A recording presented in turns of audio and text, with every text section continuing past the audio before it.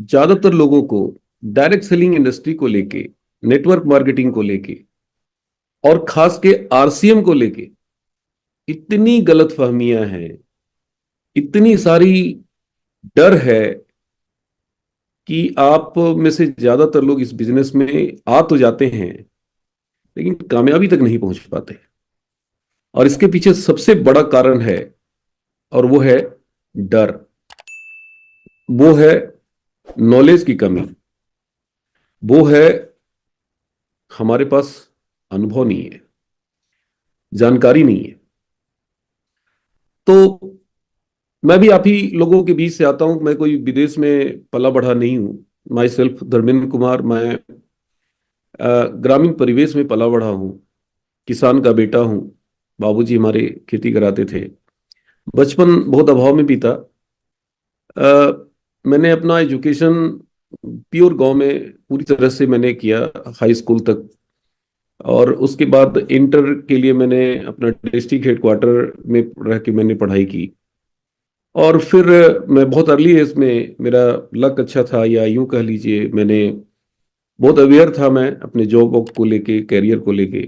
तो बहुत early as में मैं यूनियन बैंक ऑफ इंडिया को ज्वाइन किया। दोस्तों, 12 साल मैंने यूनियन बैंक में जॉब किया।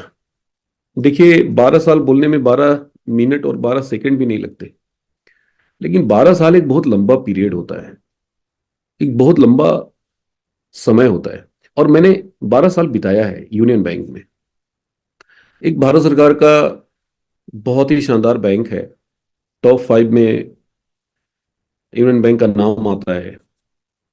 और मुझे बड़ा प्राउड होता है कि मैं उस संस्था के साथ मैंने काम किया, जिस संस्था का जो फर्स्ट जो ब्रांच था, जिसकी ओपनिंग महात्मा गांधी के द्वारा हुआ था सन 1919 में।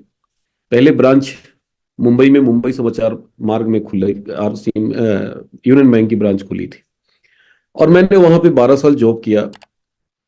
देखिए, आज बहुत सारे लोग मिलते हैं और कहते हैं कि सर, मैं करना तो चाहता हूं लेकिन मेरे पास टाइम की बड़ी कमी है, समय नहीं मिल पाता। तो मैं आपको बता दूं कि मैं सुबह 8 बजे से रात 8 बजे तक बैंक में इन्वॉल्व होता था। ध्यान से सुनिए, सुबह 8 बजे घर से निकल जाते थे। मुगल सराय और सैयद रजा के बीच में 30 किलोमीटर की दूरी है। और वो 30 किलोमीटर ट्रेन से ट्रेवल करते थे ताकि पैसा बच सके।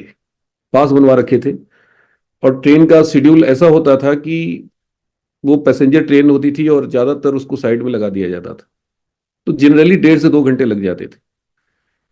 और वापसी में भी मुझे ट्रेन पकड़ के आते थे। और पैसेंजर ट्रेन में उसकी स्थिति बहुत नाजुक होती थी। कई बार मुगल सराय आउटर पे 1-1 घंटा, 45-45 मिनट ट्रेन मेरी रुकी रहती थी। मैंने भी यही सवाल किया था अपने सीनियर से कि सर, मैं बैंक की नौकरी करता हूं, मेरे पास टाइम नहीं है।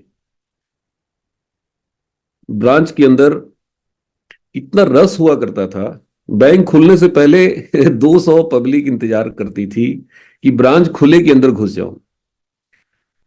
वो एक ऐसा ब्रांच है, यूनियन बैंक सैयद राजा ब्रांच, जहां की उत्तर प्रदेश और बिहार के बॉर्डर पे है। और उस समय 20 किलोमीटर के सर्किल में कोई दूसरा नेशनलाइज्ड बैंक नहीं था। 20 किलोमीटर में कम ही बता रहा हूं, ज्यादा ही होगा एरिया। नतीजा था कि इतनी रस होती थी कि मैं बता नहीं सकता।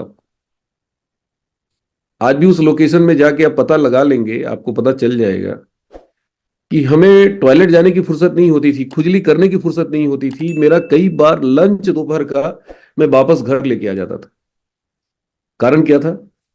कारण था वर्कलोड बहुत ज्यादा। आज से 18 साल पहले की बात मैं कर रहा हूं। उस समय मैनुअल बैंकिंग थी। उस समय गूगल पे, फोन पे, पेटीएम, एटीएम कुछ नहीं हुआ करता था। नोट काउंटिंग मशीन तक नहीं हुआ करता था।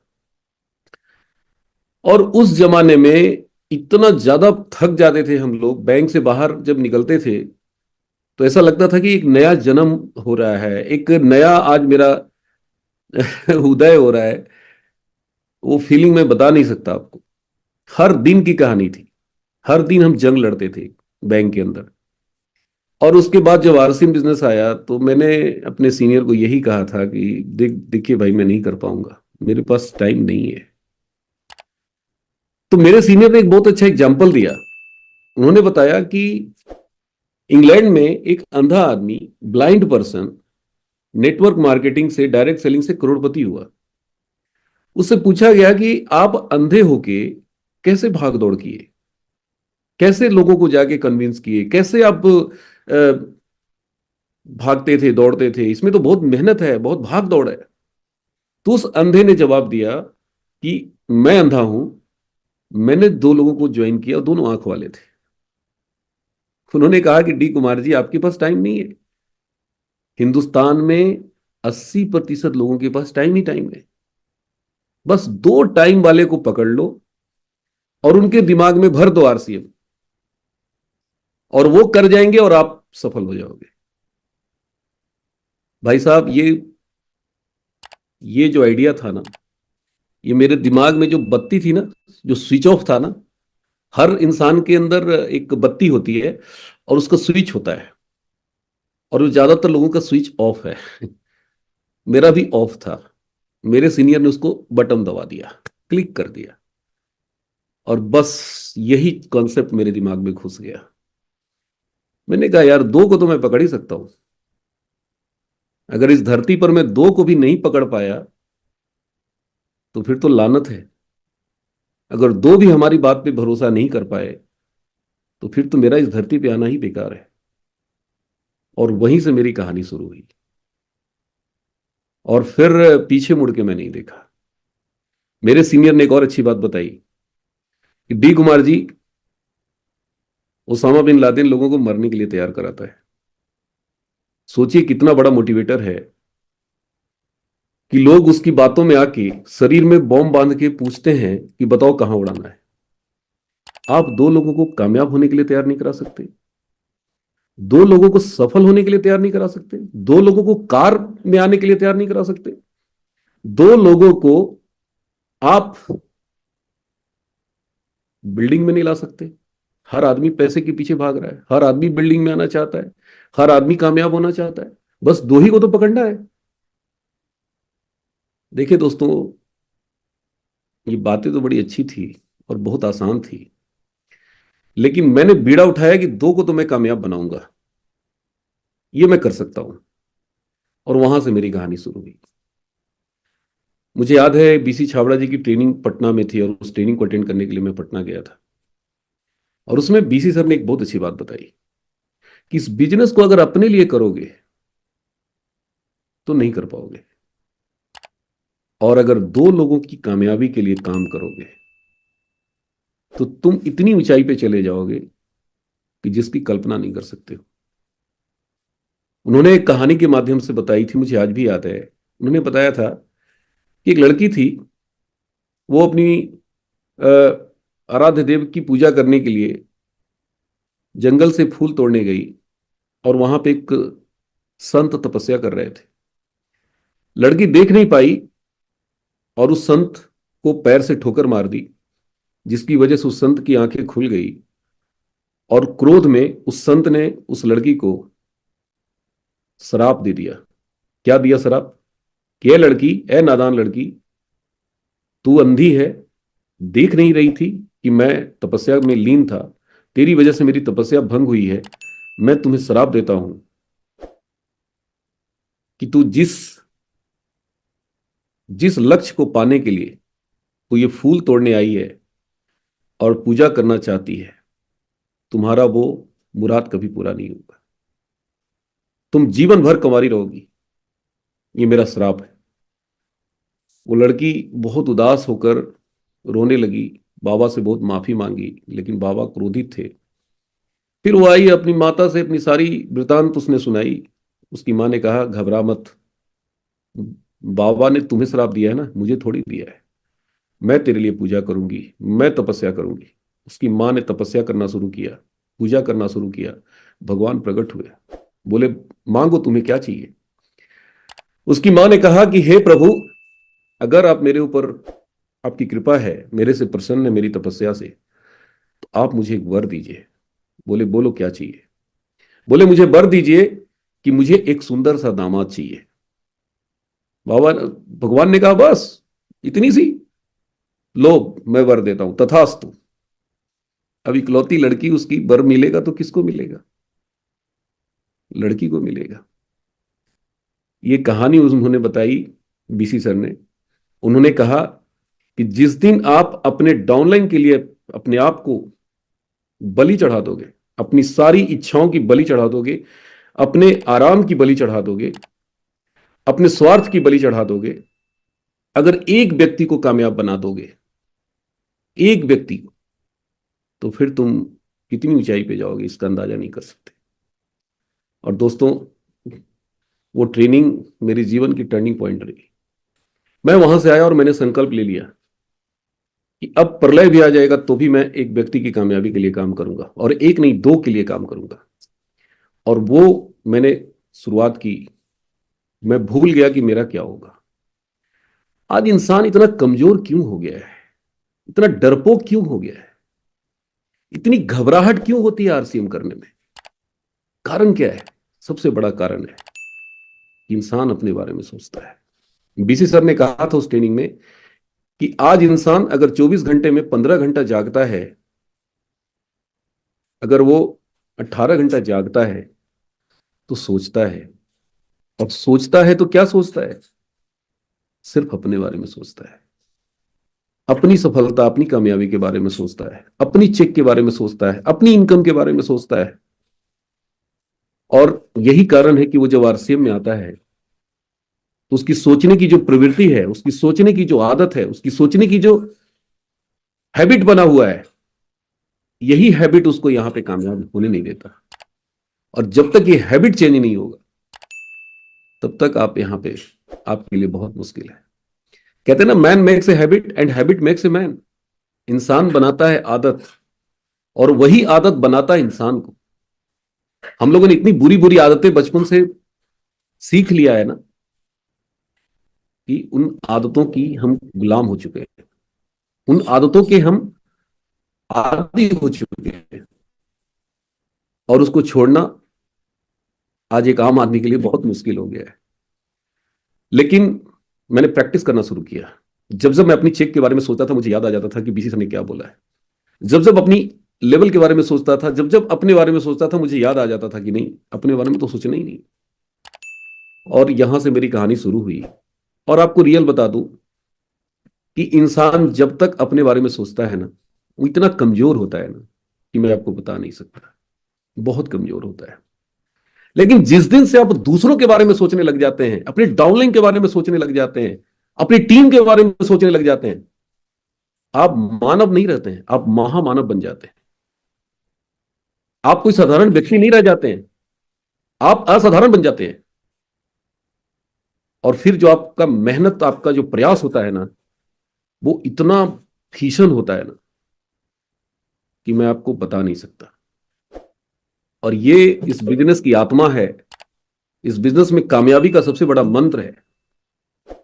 लेकिन इस मंत्र को लोग जानते भी हैं, मानते भी हैं, लेकिन अपनाते नहीं है। फर्क पड़ेगा अपनाने से। आप दो लोगों की जिम्मेवारी लीजिए, दो लोगों की कामयाबी की जवाबदेही लीजिए, रिस्पॉन्सिबिलिटी लीजिए। ये मेरा क्या होगा, मेरा क्या होगा, मेरा मेरा मेरा मेरा मेरा मेरा मेरा, ये मेरा मेरा सोचने वाले लोग इतने अपाहिज होते हैं, इतने कमजोर होते हैं, इतने पैरों में बेड़ियां डाल देते हैं कि इनके लिए रॉयल्टी जैसी चीज बहुत कठिन हो जाती है।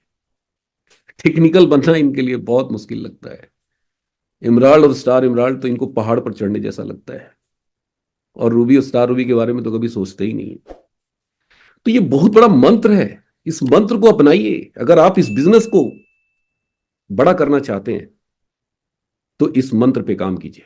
मैंने पार्ट टाइम इस बिजनेस में काम करना शुरू किया, पार्ट टाइम बैंक की नौकरी करते हुए। और मैंने बताया आपको कि कितना टफ जॉब था, आसान नहीं था।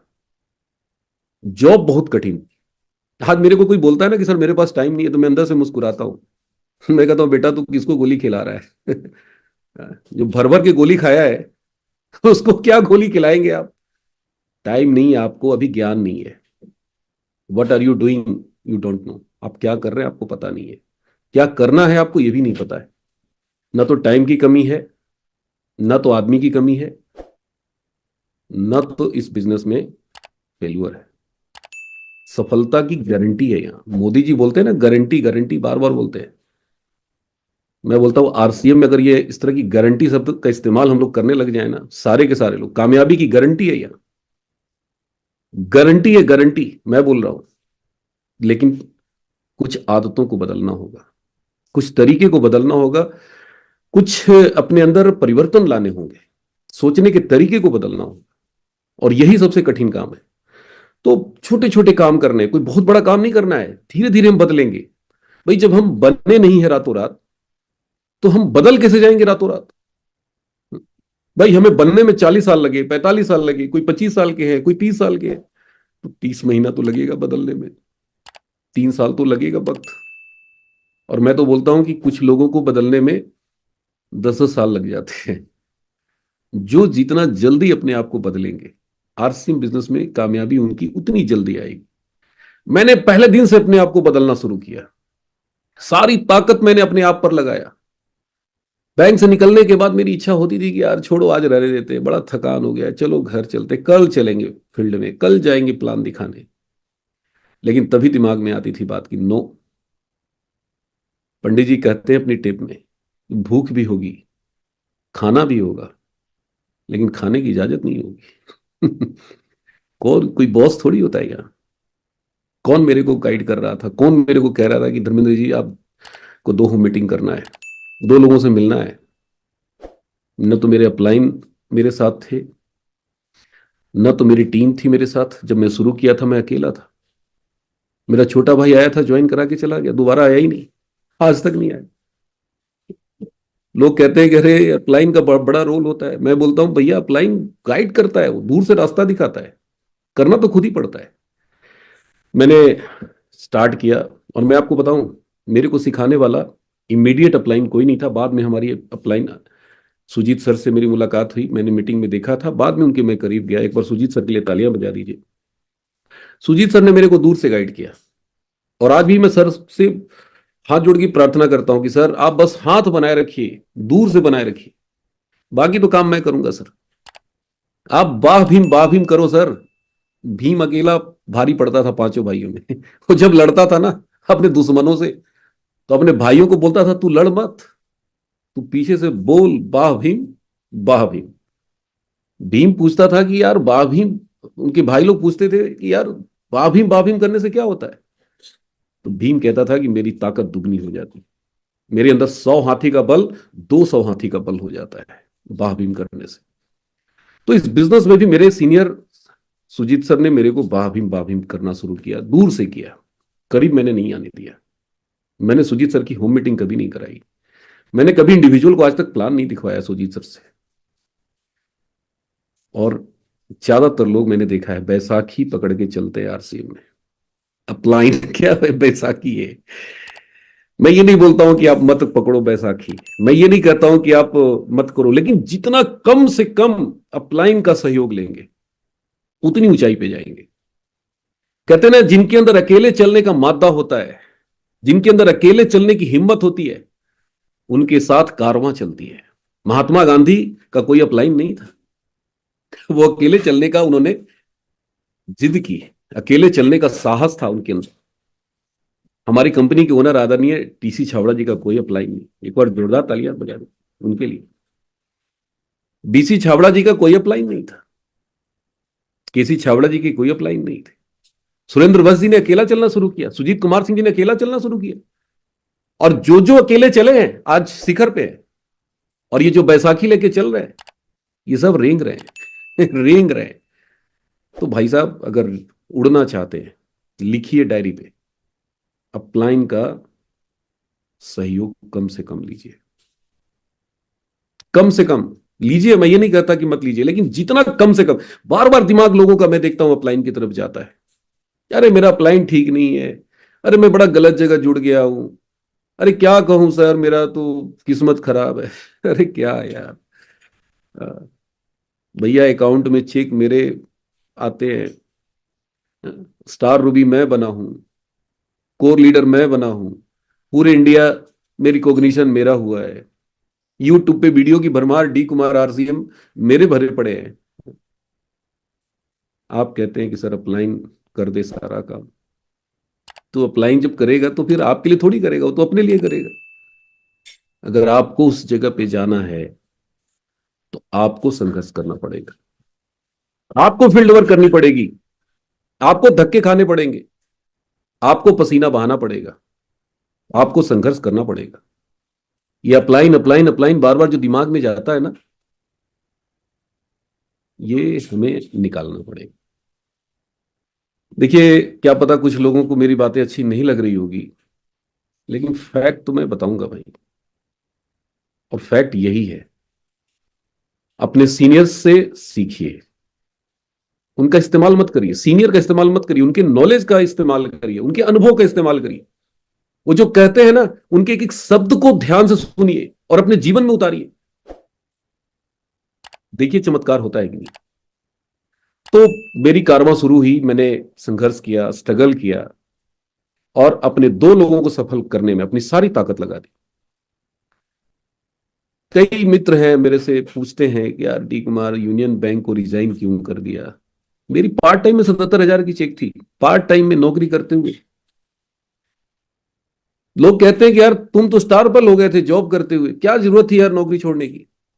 तो मैं एक ही बात बोलता हूं कि बीसी छावड़ा जी एक बहुत अच्छी बात कहते हैं कि जो दूसरों को खाना बना के खिलाना सीख जाता है ना, वो खुद कभी भूखा नहीं रहता है। जो दूसरों के लिए जीते हैं ना, उनके लिए भगवान ईश्वर रास्ता बनाता है, हमेशा याद रखिए। गांधी जी ने अपने बारे में कभी सोचा ही नहीं। अगर वो सोचे होते ना, उनकी जीवनी आप पढ़िए, सत्य के प्रयोग, मैंने 2 वॉल्यूम उनकी है और मैंने दोनों वॉल्यूम पढ़ा है। जब साउथ अफ्रीका में वो गए थे ना, और जब वहां से वापस इंडिया आ रहे थे, तो उनको पता है कितना सोना मिला था गिफ्ट में? 32 टन सोना मिला था। उनकी पत्नी जिद कर ली कि ये सारा सोना हम इंडिया ले चलेंगे और ये हम अपने बच्चों का भविष्य बनाएंगे, इस सोने से हम कारोबार शुरू करेंगे। गांधी जी ने कहा कि अगर इसमें से 1 तोला भी उठाई हो ना,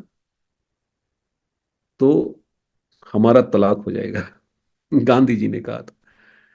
2 दिन तक उनकी पत्नी और उनके बीच में झगड़ा हुआ था। उन्होंने कहा कि ये पूरा का पूरा 32 टन सोना मेरा नहीं है, यहाँ के लोगों ने मुझे दिया है, क्योंकि मैं उनके लिए लड़ाई लड़ी है। वहां काले गोरे की जंग हो रही थी, और उन्होंने पूरा का पूरा 32 टन सोना वहां की अफ्रीकी जो नेशनल कांग्रेस थी उसमें उन्होंने डोनेट कर दिया। बहुत लोगों को ये सब पता नहीं है, और जिनको पता नहीं है वही गांधी जी के बारे में अनाप शनाप बोलते रहते हैं, पता नहीं क्या क्या बोलते रहते हैं। 32 टन सोना समझते हैं? 32 तोला तो कोई छोड़ता नहीं जी, 32 ग्राम तो कोई छोड़ने के लिए तैयार नहीं है, पता नहीं मर्डर कर देते हैं लोग। और वो 32 टन सोना छोड़ के आए थे उस जमाने में, साउथ अफ्रीका से इंडिया में, और पूरी जिंदगी उन्होंने संघर्ष किया था। तो जीवन में आप ऐसे ऐसे लोगों की जीवनियां पढ़िए ना, बताया तो जाता है। दिक्कत क्या है, हम लोग पढ़ते नहीं है, और पढ़ते नहीं है इसलिए त्याग की भावना नहीं है, कीमत चुकाना नहीं चाहते। आरसीएम में सफलता चाहिए लेकिन कीमत नहीं चुकाएंगे, अपने कंफर्ट से कोई कंप्रोमाइज नहीं। घर का खाना, घर में सोना, घर में रहना, घर में उठना, घर में बैठना, और कहेंगे सर आरसी में कुछ होता ही नहीं। सुबह निकलेंगे, जाके किसी पिकअप सेंटर में बैठ जाएंगे। कई पिकअप सेंटर वाले हमारे बंडरवर्ल्ड क्यूब वाले बेचारे कहते हैं कि सर क्या करूं सर, मैं तो ऊब गया हूं, इनका चेहरा देख देख के मैं पक गया हूं। इनको कोई मिलता ही नहीं है, हमारे पास आ जाते हैं। अरे भाई साहब, बकस दीजिए, पीयूसी वाले को बकस दीजिए, जाइए, मैं मना नहीं करता, लेकिन वहां पे उनका कारोबार बढ़ाइए, जाके वहां पे जाके उनकी परचेजिंग करवाइए, लोगों को लेके जाइए, न कि उनकी कुर्सी बैठ के तोड़िए। उनका पानी पीजिए, उनका चाय पीजिए। हमें फील्ड में रहना है, हमें होम मीटिंग करनी है, हमें लोगों से 1 to 1 मिलना है। देखिए, सबको पता है, सब जानते हैं कि क्या करना पड़ता है, लेकिन हम जाते नहीं है, हम करते नहीं। क्यों नहीं करते हैं? डर है। पहला डर क्या है? सामने वाला ना कर दिया तो। कई लोग मेरे से कहते हैं कि सर हमें डर लगता है। क्या डर लगता है भाई?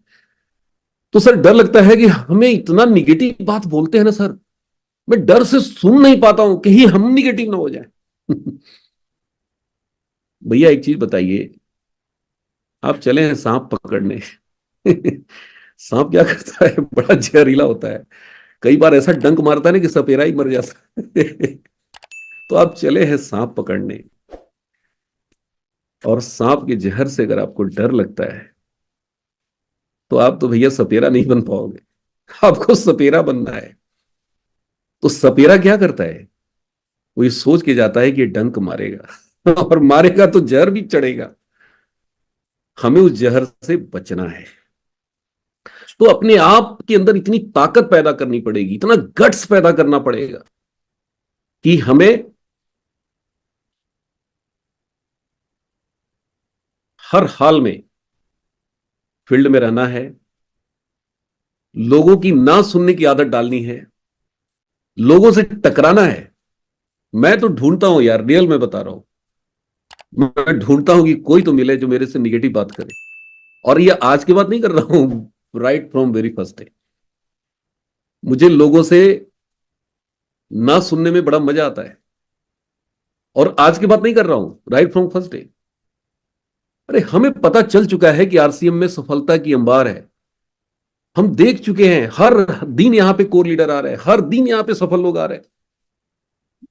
और फिर भी डाउट है तो चलिए, बड़े बड़े सेमिनार हो रहे हैं, फिजिकल मीटिंग हो रही है, 4 4 घंटा आप उनके ट्रेनिंग में बैठिए, मीटिंग में बैठिए, एनिवर्सरी हो रही है, सबको एक स्टेज पे देख रहे हैं, सबको पता है।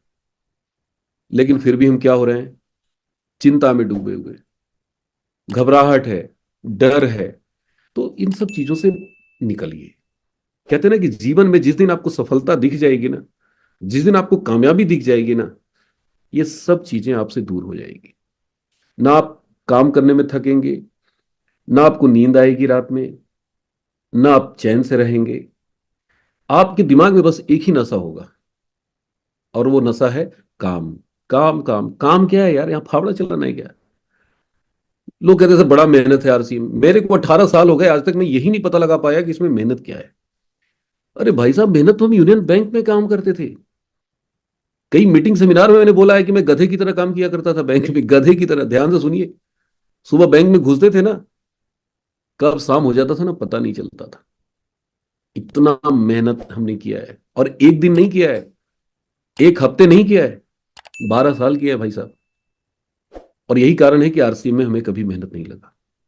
जो आदमी कभी काम किया ही नहीं है, आज ज्यादातर आरसी में ऐसे ही लोग हैं। आज ज्यादातर ऐसे ही लोग हैं। ध्यान से सुनिए मैं क्या बोल रहा हूं, बुरा मत मानिएगा, सच्चाई बड़ी कड़वी होती है। जो कभी मेहनत किया ही नहीं है, अब उसको बताया जाता है सर आरसी में प्लान दिखाओ। अब उसको प्लान दिखाने में बड़ा मेहनत सर, लिखना पड़ता है, बड़ा हार्ड काम है। अरे भाई साहब, बैंक में मैं कितना लिखता था आपको पता है? एक पेन की रिफिल 3 दिन से ज्यादा नहीं चलता था, 3 दिन में रिफिल खत्म। 3 दिन समझते हैं ना, एक रिफिल 3 दिन में खत्म। महीने में कितना रिफिल? 10 रिफिल। 12 साल में कितना रिफिल खत्म किए होंगे? 120 रिफिल खत्म किए होंगे। भगवान कसम, आरसीएम में पिछले 18 साल में ना 10 रिफिल खत्म नहीं किए। मुझे झूठ बोलना नहीं आता। 10 रिफिल खत्म नहीं किए, प्लान दिखाने में स्टार रूबी बन गए। 120 रिफिल जिस दिन खत्म कर देंगे ना, इस हिंदुस्तान में खड़ा होने के लिए लोगों को मेरे सामने ना 10 बार सोचना पड़ेगा।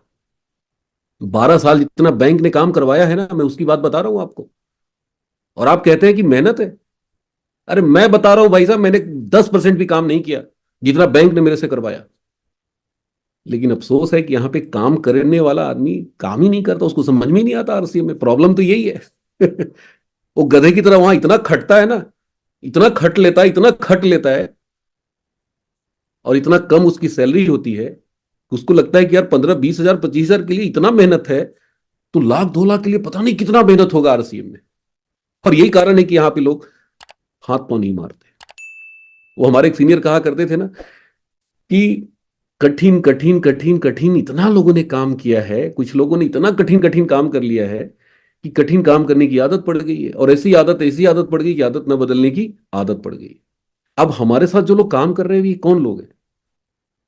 ज्यादातर वही लोग हैं जिन्होंने कठिन परिश्रम, नहीं किया है। देखो सच्चाई बड़ी कड़वी होती है, मुझे पता है कुछ लोग को बड़ी चुभ रहा होगा, अच्छा बड़ा डी कुमार मेहनत की बात करता है, बहुत बैंक में काम किया, अच्छा हमें पता है सत्य बहुत कड़वा होता है, बुलेट जैसी लगती है, लेकिन सत्य को मानो।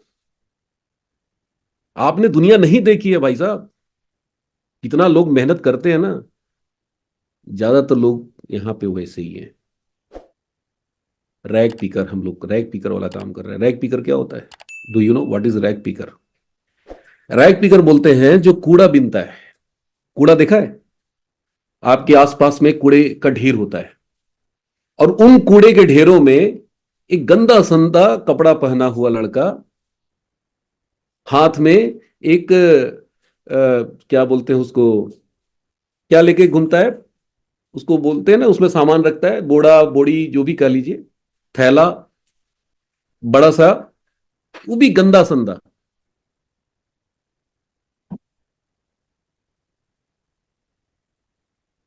अब सोचिए कूड़ा में वो क्या छांटता है। लोग कूड़ा क्यों फेंकते हैं? किसी काम की चीज नहीं होती, उसको लोग कूड़े में डाल देते हैं।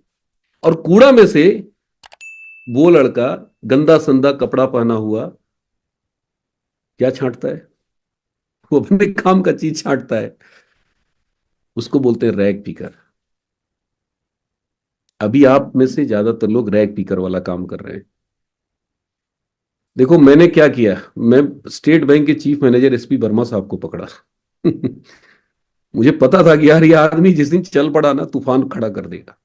मैंने यूनियन बैंक के राजकुमार जी को पकड़ा, मैंने अजीत प्रताप सिंह जी को पकड़ा, ऑलरेडी पहले से अच्छे खासे फैमिली से हैं।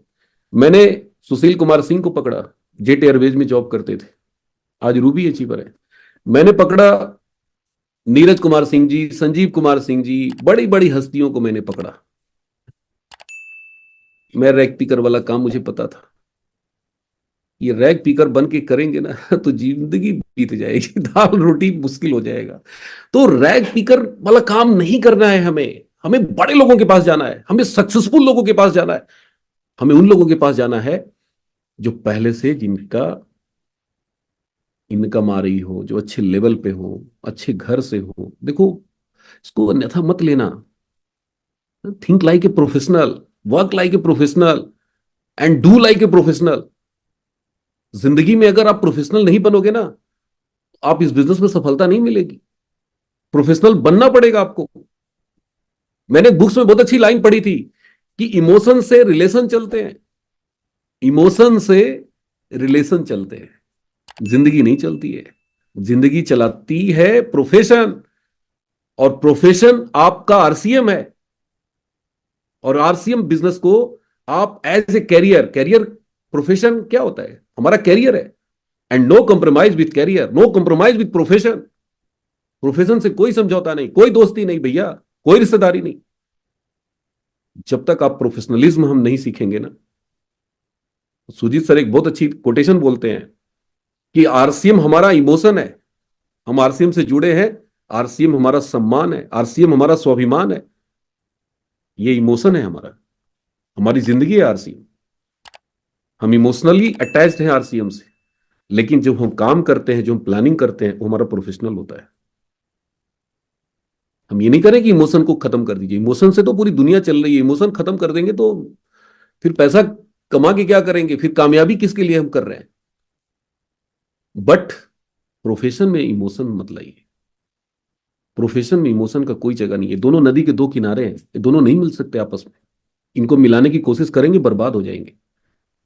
बहुत इंपॉर्टेंट चीज मैं बता रहा हूं, जब काम करना होता है ना, तो मेरे बेटे का भी फोन आता है तो मैं रिसीव नहीं करता, मेरी वाइफ का भी फोन आता है ना मैं रिसीव नहीं करता, मेरी माता जी का फोन आता है मैं रिसीव नहीं करता।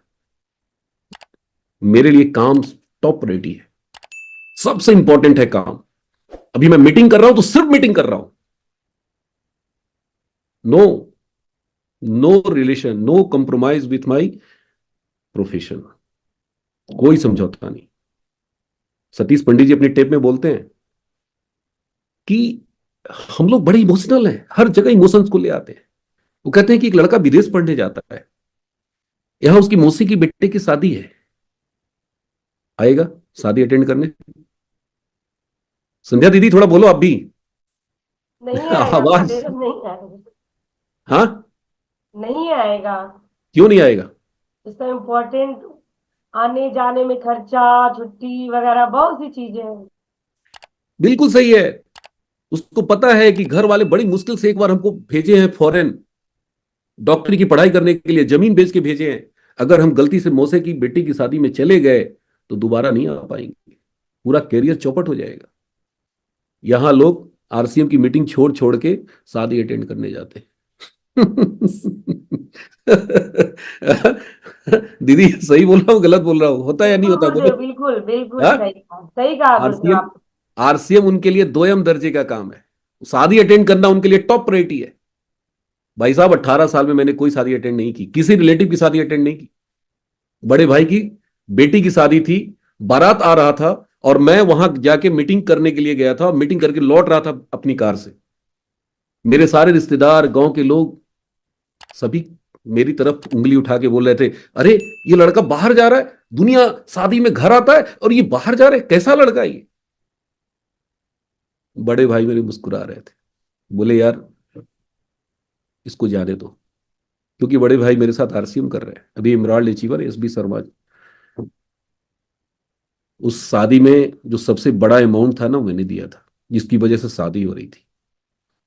और ये बात सिर्फ बड़े भैया को पता था, बाकी किसी को पता नहीं था। हर शादी के लिए पैसा इंपॉर्टेंट था। मैं वहां पे नहीं रहा तो भी शादी हुई। सतीश पंडित जी कहते हैं कि आप जिस शादी में नहीं जाएंगे ना, वो शादी आपके लिए पोस्टपोन नहीं होगा, कैंसिल नहीं होगी, वो शादी होगी। लेकिन जिस मीटिंग में आप छोड़ के जा रहे हैं ना, वो मीटिंग दोबारा नहीं होगी, वो लीडर दोबारा नहीं आएंगे। वो जो अपना अनुभव और अपना जो एजुकेशन देने आ रहे हैं ना, वो आपके लिए स्पेशल नहीं आने वाले। लेकिन हम लोग नहीं समझते इन चीजों को। हमें तो शादी जरूरी लगता है ना, तो भैया आप शादी भी अटेंड करेंगे, पार्टी भी मनाएंगे, आरसीएम में रॉयल्टी भी चाहिए, टेक्निकल भी चाहिए, नहीं हो पाएगा। कीमत तो चुकानी पड़ेगी आपको। सतीश पंडित जी कहते हैं कि वो जो विदेश में डॉक्टर की पढ़ाई करने गया है ना, उसकी मां मर जाती है ना तो भी नहीं आता, जो रोता है वहीं बैठ के, अपनी मां से उसको बहुत प्यार है। उसको पता है कि अब मेरी मां वापस नहीं आएगी दोबारा, लेकिन फिर भी नहीं आते, क्योंकि कैरियर और फ्यूचर।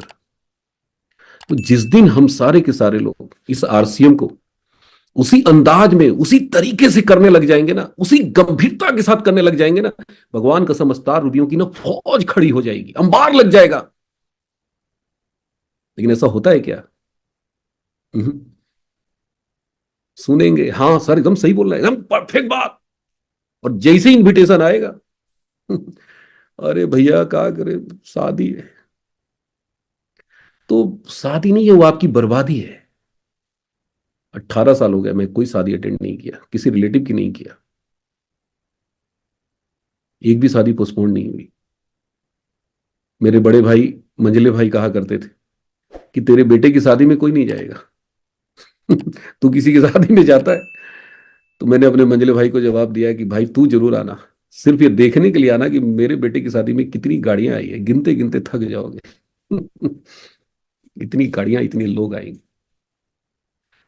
यार जिंदगी में ना, जिस दिन अपने आप को अपनी सफलता और अपनी कामयाबी के लिए झोंक दोगे ना, इस दुनिया में नामुमकिन कुछ है।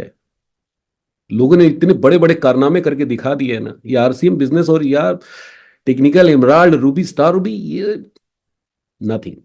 बस जरूरत है संकल्प शक्ति की, जरूरत है दृढ़ प्रतिज्ञा की, जरूरत है भीष्म प्रतिज्ञा की, नहीं मुझे करना है, हर हाल में करना है।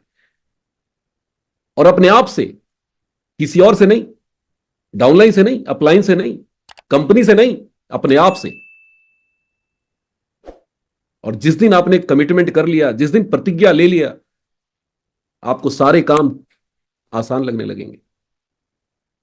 कीमत चुकाने की जिस दिन आपने निर्णय कर लिया कि मुझे कीमत चुकाना है, आरसीएम से क्या मिल रहा है हमारे लिए 1% मायने नहीं रखता, हम आरसीएम के लिए क्या कर रहे हैं, क्या दे रहे हैं आरसीएम को, ये बहुत मायने रखता है। लेकिन दिक्कत क्या है, हम तो 4 कदम चलते हैं और पीछे मुड़ के देखते हैं, एनालिसिस करते हैं, अरे यार इतना तेल में खर्च हो गया, सुबह से शाम इतना पसीना बहाए, दिन भर दौड़े, कोई जुड़ा ही नहीं, कुछ हुआ ही नहीं। तो ऐसे थोड़ी होता है भाई साहब, बिजनेसमैन ऐसे थोड़ी करता है। बिजनेसमैन ये सोच के अपना कर्म नहीं करता, ये सोच के पैसा नहीं लगाता कि हमें कल का कल रिजल्ट चाहिए। वो ये सोच के करता है कि 10 साल बाद क्या मिलेगा, 5 साल बाद क्या मिलेगा, और ये सोच करके वो इन्वेस्ट करता है, पूरी ताकत से काम करता है, पूरे जुनून के साथ काम करता है, और इसीलिए 5 साल के बाद वो शिखर पे चला जाता है। इस बिजनेस में भी आप तत्काल लाभ, तत्काल सुख छोड़िए, उसके लिए काम मत करिए। आज मेरे 18 साल कैसे बीत गए आरसी में, मुझे पता ही नहीं चला।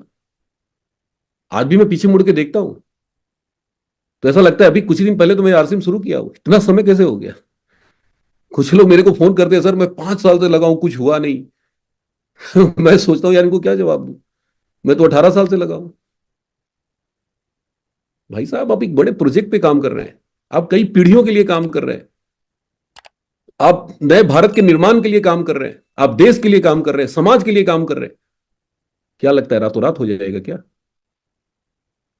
2 4 5 साल बच्चे हमारे पढ़ रहे हैं, 3 साल हुआ है अभी, अभी 2 साल और पढ़ेगा। बचपन से लेके आज तक अगर जोड़ेंगे तो पता नहीं करोड़ों में चला जाएगा, कितना इन्वेस्ट कर चुके।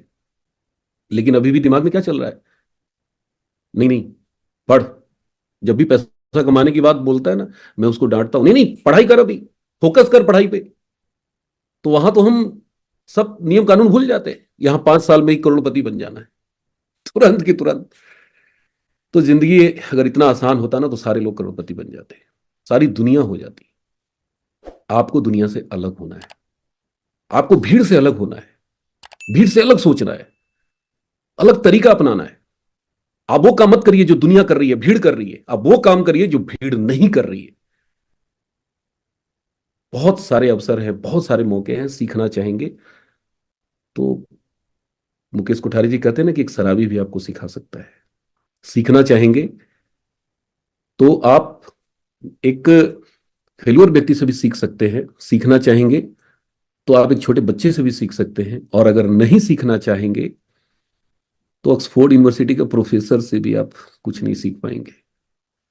तो यहां पूरा का पूरा बिजनेस सीखना है, लर्निंग एटीट्यूड डेवलप कीजिए, टेप के माध्यम से सीखिए।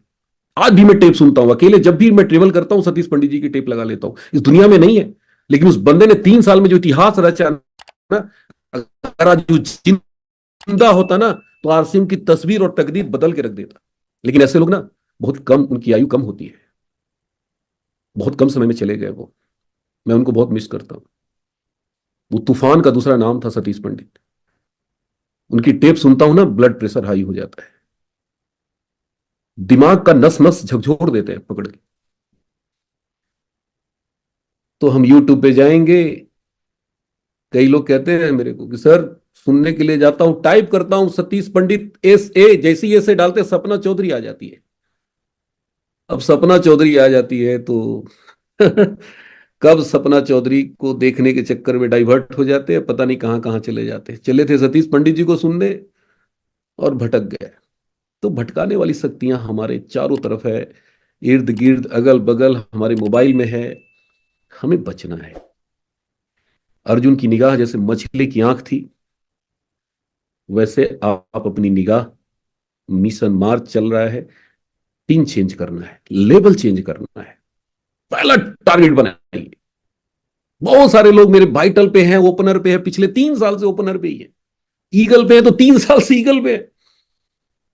2 साल से पता चला कि वो 2 साल पहले फाउंडर गोल्ड हुए थे, अभी भी फाउंडर ही लगा हुआ है। अरे भैया कंपनी ने सारे टर्म्स कंडीशन हटा दिए, अब फाउंडर का सिस्टम खत्म हो गया। अब एक बार गोल्ड कीजिए, गोल्ड का पिन मिलेगा, पिन लगा के घूमिए।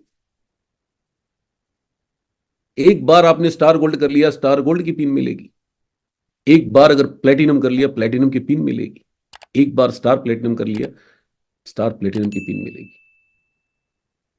कोर की मीटिंग में हमारे सीनियर कंपनी तैयार नहीं थे फाउंडर हटाने के लिए, लेकिन हमारे जैसे कुछ कर्मठ लोग और भी हैं कोर में, हम लोगों ने एकदम से बिल्कुल कहते ना बगावत कर दिया कि सर हटाना पड़ेगा ये रूल। क्योंकि मुझे याद है कि जब मैं पहली बार सुजीत सर को इमराल्ड का पिन लगाए हुए देखा था, मैं पागल हो गया था कि यार मुझे पिन लेना है। मैंने पूछा सर ये पिन कैसे मिलेगा, तो सर मुस्कुरा रहे थे, बोले बिजनेस करना पड़ेगा। कितना करना पड़ेगा, बोले 44 लाख पीवी करना पड़ेगा। मैंने कहा सर मैं करूंगा, ये इमराल्ड की पिन मुझे चाहिए। उस पिन ने मुझे मेरे को पागल कर दिया था, रातों की नींद उड़ा दिया था। मुझे आज भी याद है, star platinum pearl, star pearl का पिन इतना खूबसूरत लगता था ना। देखते थे अपने सीनियर को लगाए हुए तो मैं पागल हो जाता, सर स्टार प्लेटिनम पहले करेंगे तब तो इमराल्ड करेंगे। और वो पिन इतना टफ कर दिया गया था कि हमारे भाई लोग एक बार मर्द खप के कर तो रहे थे, लेकिन दोबारा वो भूल ही जा रहे थे कि गोल्ड भी है। दोबारा वो भूल ही जा रहे थे कि स्टार गोल्ड है। पिन क्या करता है, हमें याद दिलाता है कि हम टेक्निकल अचीवर हैं, हम पर्ल अचीवर हैं। और इस पिन की वजह से बहुत नुकसान हुआ है आरसीएम का। देखिए मैं खुद ये निगेटिव शब्द है लेकिन मैं आप लोग के बीच में बोल रहा हूं, और इसीलिए हम लोगों ने लड़ाइयां लड़ी, स्पेशल लड़ाई लड़ेगी नहीं सर ये हटाना पड़ेगा रूल। और कंपनी को एहसास कराए, सीनियर्स को एहसास कराए, और सभी सीनियर्स ने माना इस चीज को। और इतनी बड़ी ये चीज, इतनी बड़ी बाधा दूर करवाया ना जिसकी आप कल्पना नहीं कर सकते। तो ये मौका है, मार्च, मिशन मार्च, तोड़ दीजिए सारी बाधाओं को, चेंज कीजिए अपने लेवल को, पिन अचीव कीजिए, अपने सीने पे लगा के घूमिए। फिर देखिए आपकी चमत्कार आपके अंदर कितना जबरदस्त होता है, आपकी शक्ति में कितनी जबरदस्त जागृति आएगी, आपके शब्दों में गजब की ताकत आएगी। तो मौका है, अवसर है, चूकना नहीं है। मेरे ख्याल से टाइम अलाउ नहीं कर रहा है, बातें बहुत है, आप सुनते रहेंगे, पूरी रात में करता रहूंगा। हर दिन इतना संघर्ष किया हूं ना कि एक एक दिन की अगर वाक्य मैं बताने लग जाऊंगा ना तो इतनी मोटी मोटी किताबें लिख दी जाएगी। एक एक दिन की बात मैं बता रहा हूं। पंडित जी कहते हैं ना कि आपको सब कुछ मिले लेकिन आसानी से ना मिले। आसानी से ना मिले। जब तक धक्के नहीं खाएंगे, जब तक गिरेंगे नहीं बार बार, जब तक रगड़ैया नहीं होगा ना, तब तक आप इस जगह पे आने का आपको मजा नहीं मिलेगा। तो आज यस की तरफ से मुझे आज मौका मिला। मैं अपने समस्त गुरुजनों को बहुत बहुत धन्यवाद, आभार प्रकट करता हूं, धन्यवाद देता हूं कि सर आपने आज मुझे मौका दिया। मैंने कुछ शब्द निगेटिव भी बोले हैं, मैं माफी मांग लूंगा सर लोगों से। क्या है कि आप लोगों के लिए लड़ाई लड़ने में बहुत मजा आता है। मैं लड़ जाता हूं ऊपर भी। तो कई बार कुछ चीजें होती है जो हमें लगता है कि नहीं ऐसा हम लोगों के साथ था, तो भाई देखिए फीलिंग जो होती है ना, लोगों को सोचने का तरीका वो बदलता नहीं है। ठीक है समय बदल चुका है, लोग कहते हैं सर टाइम चेंज हो गया है। अरे समय बदल गया है, कंपनी में बहुत सारे प्रोडक्ट आ गए, लेकिन वो जो भाव है वो कैसे बदल जाएगा। आज से 200 साल पहले बाप बेटे के बीच में जो भाव होता था आज भी वही भाव है। ऐसा थोड़ी है कि समय बदल गया तो भाव बदल गया। भाव नहीं बदलता, फीलिंग्स नहीं चेंज होती है। तो ये पिन को लेके जो फीलिंग्स है ना, ये वापस से अपने अंदर पैदा कीजिए। दिन रात विजुअलाइज कीजिए कि मेरे सीने पे पिन लगा है, मैं गोल्ड बन चुका हूं। ये पिन में बड़ी ताकत होती है। मुझे याद है पहली बार सुरेंद्र वंश जी ने मेरे को बोला था कि धर्मेंद्र जी मैं स्टार प्लेटिनम का पिन नहीं लगाता था। तो बोले क्यों नहीं लगाते, मैं बोला सर मैं डायरेक्ट इमराल्ड का लगाऊंगा। सुजीत सर का पिन मैं लगाऊंगा। तो बट साहब ने मेरे को समझाया, बोला ये गलत तरीका है, जो भी मेरे पास है मेरे लिए खास है, इस पिन को लगाओ, देखो ये इमराल्ड तक कैसे लेके जाएगा। ये अचीवमेंट है, आपकी उपलब्धि है।